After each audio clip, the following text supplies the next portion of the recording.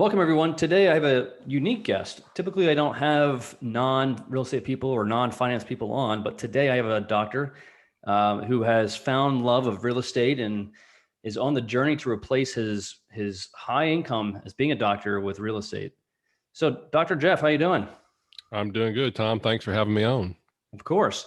So, this is a definitely a unique story. I do know of doctors and lawyers and people who make good money in their ordinary job, if you want to call it that, but still get addicted to the real estate journey, right? And it's a lot harder to replace a W-2 at your level than someone that's like an accountant, right? Right. So it's not very common. So everyone here is going to be dying to know your story. What really is making you want to switch ships? So why don't you tell us a little bit about yourself and what's making you do all this? Yeah, sure. And I know one of your online courses is called the Money Mindset. Yeah. And if you are know anything about real estate or have learned about it, you know it's like it takes like a mindset shift. And for me, once you're like in dental school, medical school, law school, pharmacy school, or whatever, you kind of know that you're going to get out and make pretty good money, right? Yep. So you're not really too worried about the loans that are accumulating so much. And I wasn't. I had about 300,000 roughly when I got to the end, but I was going to get out and make pretty decent income. Mm-hmm. Have been talking to a group along the way. Was married, 2-month old. We'd already bought a house in Louisiana, interest only, because I knew the banker, and he's like, "Yeah, well, I know the group you're going in with. You're good." That's about all it took back then before Mm-hmm. the crash. And 2 weeks before graduation, I got a call that basically said the deal's off, Hmm. and I'm kind of left standing there going, "Okay, I don't have a clue what to do, how to run a practice, how to get patients, nothing." Mm-hmm. And it was very scary. So what I tie in with is I went from very quickly an abundant type mindset to an extreme fear and scarcity mindset. And to be honest with you, Tom, it took me a long time to get over that. And it's still to this day, you think, kind of like when the pandemic hit, everything can just be gone like that. I got a email from our state board on a Wednesday, and it said, okay, Thursday, the next day, until otherwise notice, you're not able to see any patients. Hmm.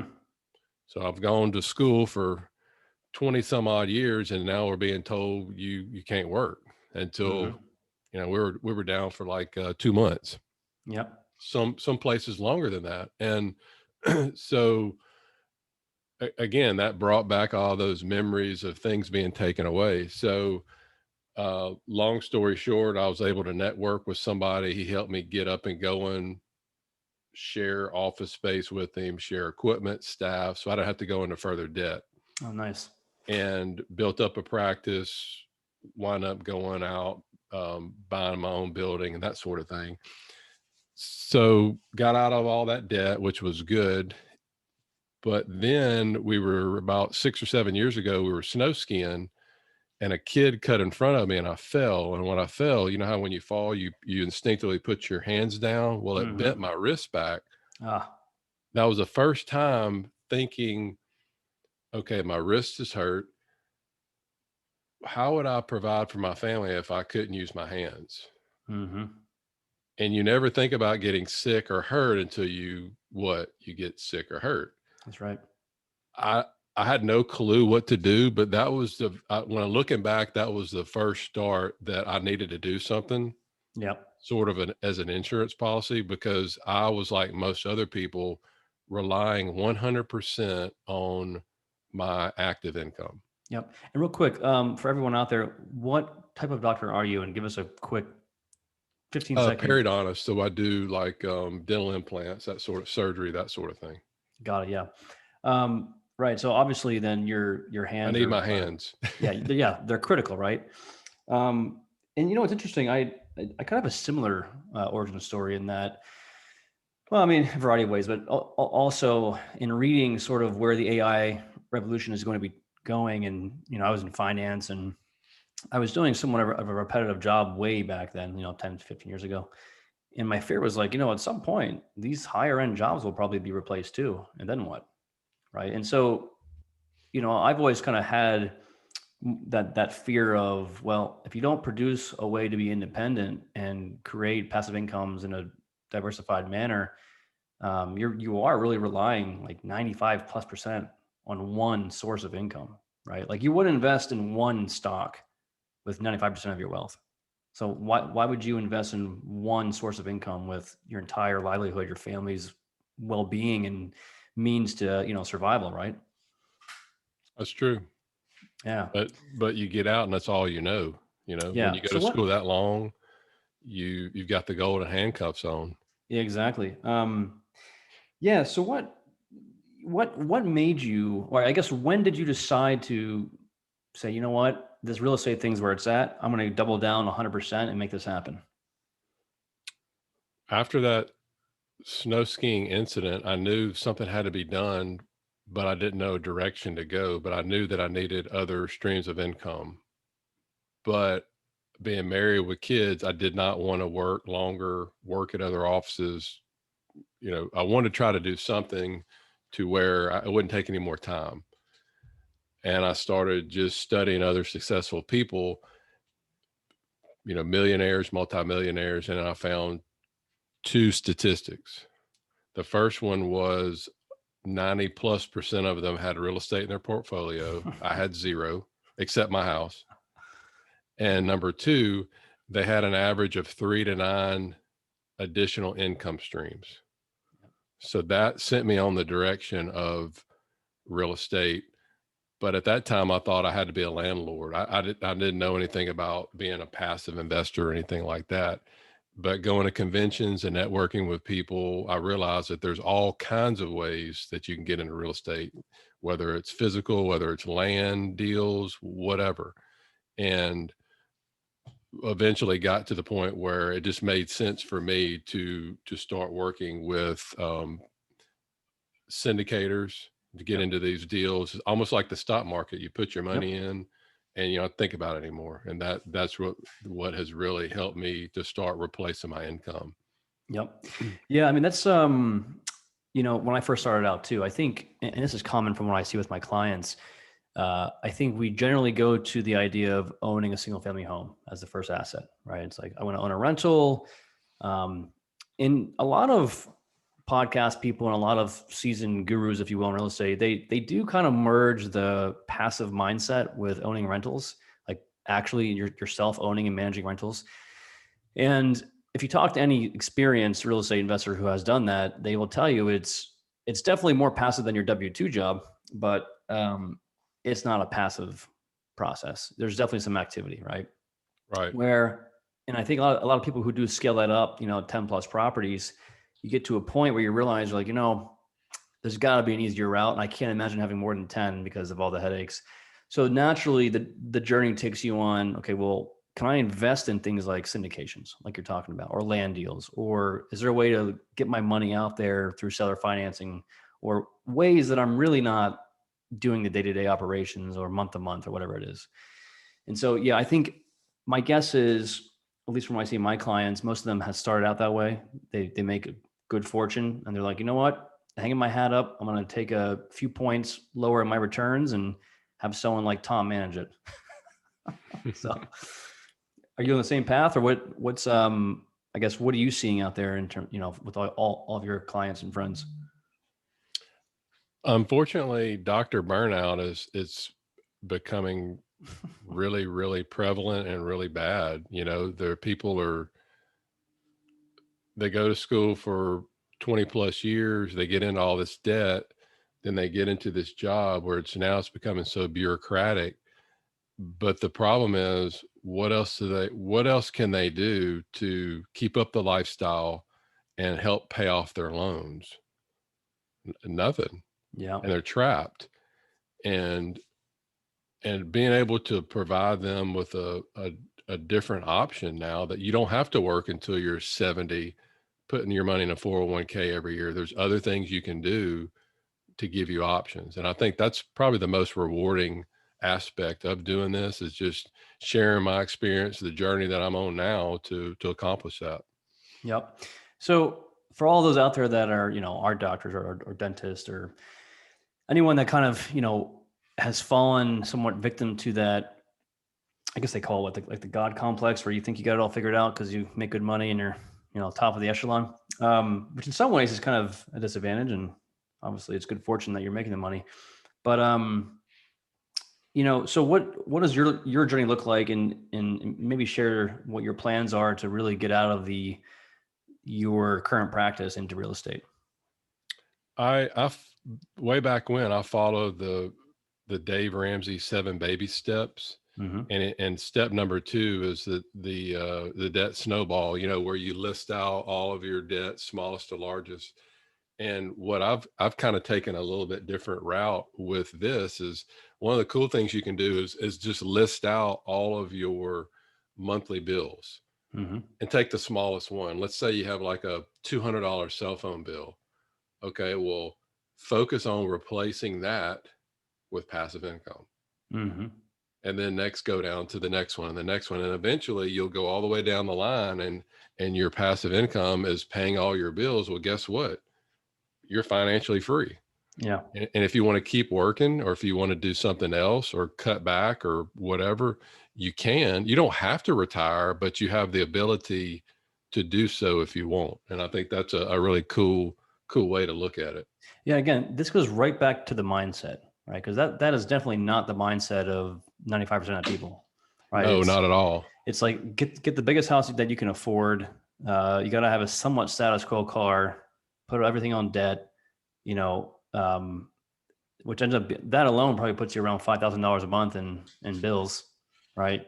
So it's just you're constantly accumulating these debts, which is what, by the way, not to get like a conspiracy theorist over here, but that's what the banks want. They make money off interest payments, right? Like they are the passive investor on Yeah. you as a person. They take your money and boom, it's gone. Yeah. It's out making, they're paying you what, 0.05%, and they're Oh making yeah. I mean, whatever.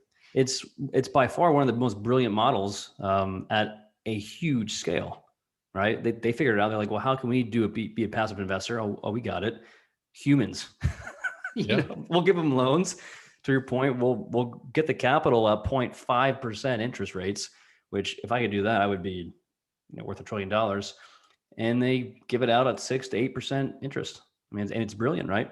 But people are falling victim to that as well, and they're buying these nice cars, these Teslas, and which are nice cars, on loans and big houses. And to your point, it's that cash flow is a big problem, right? And it takes one ski accident, it takes one car accident, and then you're upside down.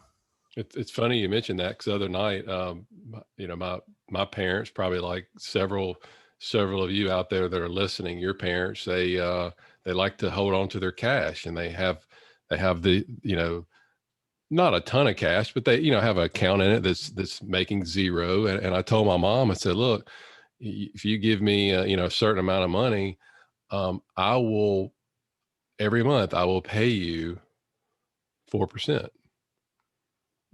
She said, well, why would I do that? I said, well, right now it's earning nothing. She said, well, how Hmm. can you do that? I said, that's what the banks do every day. You just don't Yeah. realize it, but they're paying you less than 1%. I'll gladly pay you 4. Oh yeah. And she And wouldn't do then it, but yeah, of course, yeah. Mine's the same way. again, it comes back to the mindset. It's all mindset. Yeah, I can't tell you how much I used to try to tell all my family about these things. And part of it too is if you don't want to change your mindset, you probably won't. Right. And that's, and there's no point in forcing people to try to do it. You just kind of have to show them your own results. And at some point, I got to a point where my success was so overt that people were like, oh, like, what are you up to? But that was 10 years later. It's like, well, this took me 10 years to get here. Like yes, change your mindset. You got to plan, you got to reshape all your thinking. You got to, pay yourself first. You got to invest in assets to produce income. Yeah. Yeah. There's so much, right? And it is starting with that first shift in mindset. Yeah. And I encourage people to focus on what you do best, whatever you trained in, whatever your Sure. job is, because the better you are, the more money you make, the more you can put towards investments that will provide you passive income. And so you Yep. can have more options. Yep. Yeah. Yep. Exactly. So maybe turn us a little bit around in different shape. So what, I guess, what are you telling your fellow doctors and friends? Is it all this, or how are you all working together to kind of get this message out to all of them? I started about 3 years ago. I started a blog, debtfreedr.com, and just sharing my journey. And then I recently started a YouTube channel. But I had enough people reach out to me after I've been educating them for a while that said, okay, Jeff, this is good, but we just don't have time to Yep. figure out where to invest or who to invest with. Can you help us? So actually started something separate on my website called the Passive Investor Circle. And all it is simply any deal that I'm going to do, email it out to the group. You have all the information in front of you. You can go over it. If you want to invest alongside of me, you can, and I just connect you with that sponsor. And Got that it. way I'm sort of like an open book. So you can actually see behind the curtain what I'm doing. And if you don't want to do it, I'm not forcing you to do it, but Hmm. not enough people ask. That's how I've helped them with that. Yeah, and we'll have to share our deals with you because we have some good ones out there that I'd pretty confident are producing the best returns in the market that I've seen. So we'll definitely send you some details on that.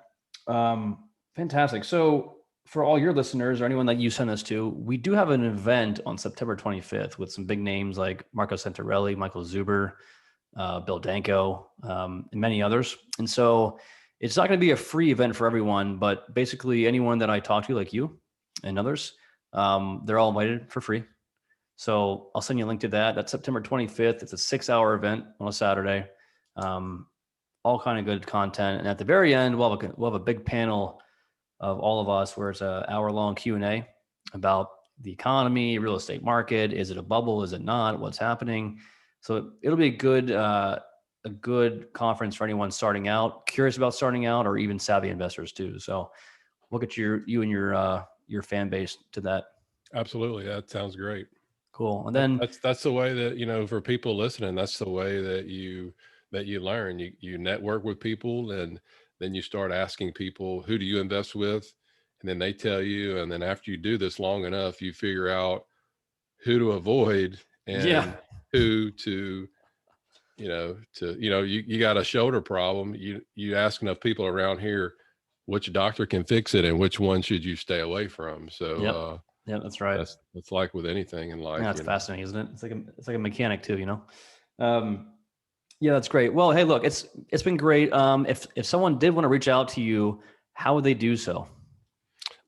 Two ways. You could email me, Jeff at debtfreedr.com. Or I've put together a free passive income guide on my site. So it's debtfreedr.com/free guide. Awesome. And be sure to email that to me. We'll get it in our materials for the for the conference for you guys, and then get everyone out there reading that book and all that. So, Jeff, it's been Perfect. great. Yeah. Thanks a lot, Tom, for having me on, and look forward to see you continued success. Thank you, sir.